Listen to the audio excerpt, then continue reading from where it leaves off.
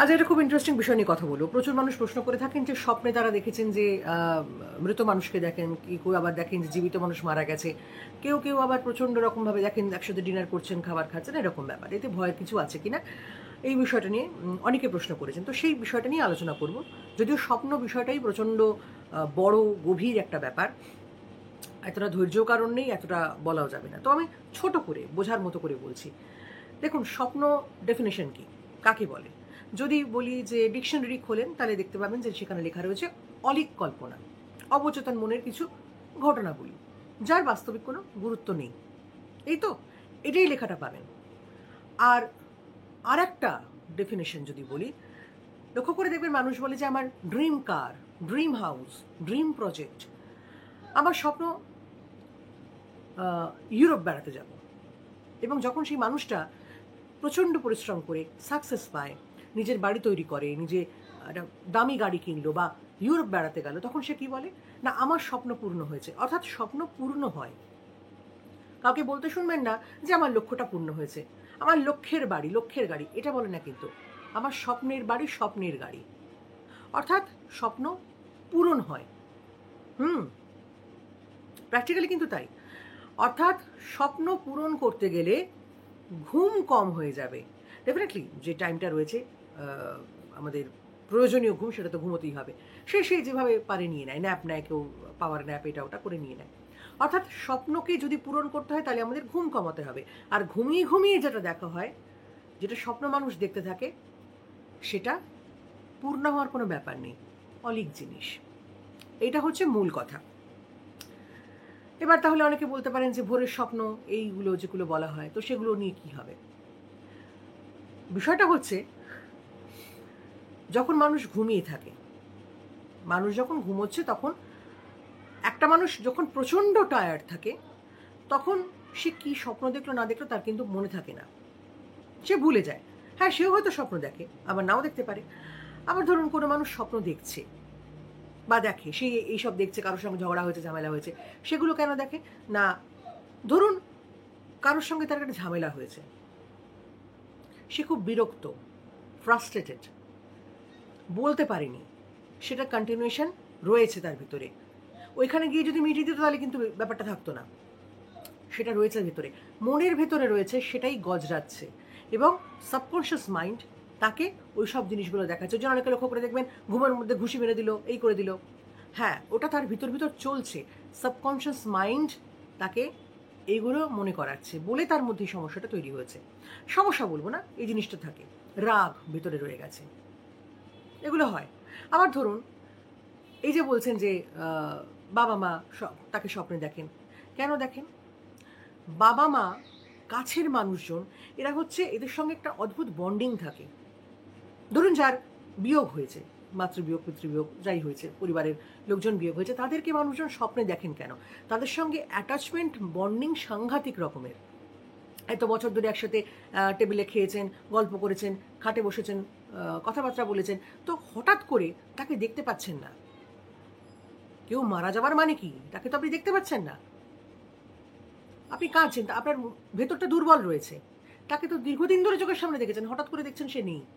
তার জামা কাপড় এই ওই তাই। একটা কষ্ট, একটা অদ্ভুত ফিলিংস আপনার ভেতর তৈরি হবে। সে যে যত শক্তই হোক না কেন, তার মধ্যে একটা ফিলিংস তৈরি হয়ে যাবে, এবং সেটাই সাবকনশিয়াস মাইন্ডে ঘুরবে। মেমোরিজ, যে এ আমার সঙ্গে বসে খেত, আমার মা বসে খেত, একটা প্রেজেন্স আপনি ফিল করবেন তার। সময়, হ্যাঁ, সময় সবটা ভুলিয়ে দেয়, সেটা ঠিক কথা, কিন্তু প্রথম দিকে মনে হবে যে সে এই তো উল্টো দিকে থালা নিয়ে বসে খেত, এই তো পাশে বসে গল্প করতো। এইগুলো হবেই, এগুলো সবটাই সাবকনশিয়াস মাইন্ডে এগুলো তৈরি থাকে, কারণ এতদিনের বন্ডিং, এত কিছু। ধরুন যে একটা মানুষ বাড়ি থেকে অনেকটা দূরে রয়েছে, সেও ফিল করে একটা বন্ডিং। তবেই না নারীর টান বলে কেন, বাবা মার সঙ্গে সম্পর্ক বলে কেন, আত্মীয় স্বজন, খুব কাছের মানুষজন, তার সঙ্গে ভালোবাসার সম্পর্ক, হৃদ্যতার সম্পর্ক।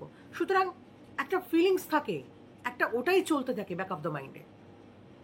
তো সেই জন্য সবটা আপনারা দেখতে থাকেন। এখন অনেকে এরকম বলে থাকেন যে যদি দেখেন যে মৃত মানুষের সঙ্গে বসে আপনি খাচ্ছেন, তাহলে আপনার শুভ কিছু।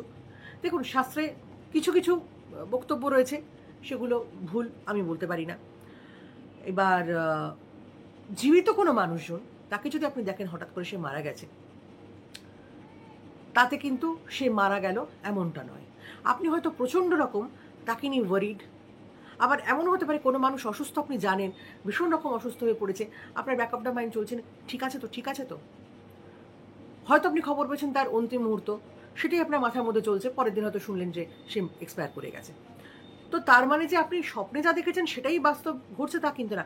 আমি এর আগে বলেছি, যত খারাপ চিন্তা ভাবনা করবেন দেখবেন তত কিন্তু সাবকনশিয়াস মাইন্ড আপনাকে ওই জিনিসটাই ঘোরাতে থাকবে। শুধু ঘোরাবেই না, ওটা আপনাকে ট্রেলার দেখাচ্ছে, তারপরে ফুল পিকচার দেখিয়ে দেবে। এই যে দুশালিক দেখে, এই যে কুসংস্কার বলি কেন, দুশালিক দেখে এক শালিক দেখলাম, ধপ করে পড়ে যাবো, ধপ করে পড়ে যাবো, দুশালিক না দেখা পর্যন্ত চোখ টারা করে এই করে তাই করে দুশালিক খোঁজার আপ্রাণ চেষ্টা করছেন, ধম করে গেলেন পড়ে। ওই ব্যাক অফ দ্য মাইন্ড ওটাই ঘুরছে, পড়ে যাবো না তো, পড়ে যাবো না তো, পড়ে যাবো না তো, কনসেন্ট্রেশন আউট, পড়ে তো যাবেনি। তো এই জন্যই বলা হয়ে থাকে সাবকনশিয়াস মাইন্ডকে বেশি বাড়তে দেবেন না, নেগেটিভ চিন্তাভাবনা করবেন না। এই সবটাই হচ্ছে, কিন্তু সবটা তো আমাদের হাতে থাকে না। পরিবার পরিজন, আত্মীয় স্বজন, বন্ডিং, ভালোবাসা, কি বলবো, একটা আত্মিক সম্পর্ক, এগুলোকে তো আমরা কিছুতেই তাড়াতে পারবো না, এগুলো তো সঙ্গে থাকবে। সুতরাং সেগুলো অনুভূতিটা আমাদের মধ্যে থাকে। এইটা হচ্ছে একটা জিনিস। এটা হচ্ছে, আমি সেটাই বলছি, এই যে যারা স্বপ্নের মধ্যে দেখছেন, আপনাদের ভয়ের কোনো কারণ নেই, আপনাদের কোনো কিছু নিয়ে এত টেনশন করার কারণ নেই। আমি কিন্তু আত্মা নিয়ে কোনো কথা বলিনি, আমি বলছি স্বপ্ন নিয়ে, যেটা ঘুমের মাঝখানে দেখছেন, সেটা থেকে কেঁপে উঠছেন, ঘুম ভাঙিয়ে যাচ্ছে, সেটা বলেছি। এটা নিয়ে ভয় পাবেন না অযথা। আত্মা নিয়ে কোনো কথা বলিনি, সেটা নিয়ে আমি আরেকটা ভিডিও বানাবো। এই যে গুড সোল ব্যাড সোল, অনেকে থাকে যে ফিল করে যে আত্মা ঘুরছে ঘরে কেঁদে বেড়াচ্ছে, সেই সমস্ত একটা অন্য টপিক, অন্য বিষয়। তার সঙ্গে কিন্তু স্বপ্নের এই বিষয়গুলো ম্যাচ করে না, এটা সম্পূর্ণ আলাদা। আর একটা কথা মনে রাখবেন, যে আত্মা যখনই বডিটা ছেড়ে দিল, তখন কিন্তু সে আর বডি এই একই রকমভাবে দেখতে হয়ে সে কিন্তু আপনার সামনে আসতে পারবে না। আত্মা অবিনশ্বর, কিন্তু যাকে আপনি দেখছেন, আপনি তো সেই মানুষটাকে দেখেছেন, আপনি দেখেছেন তার একটা চেহারা পেয়েছেন, তাকে দেখেছেন।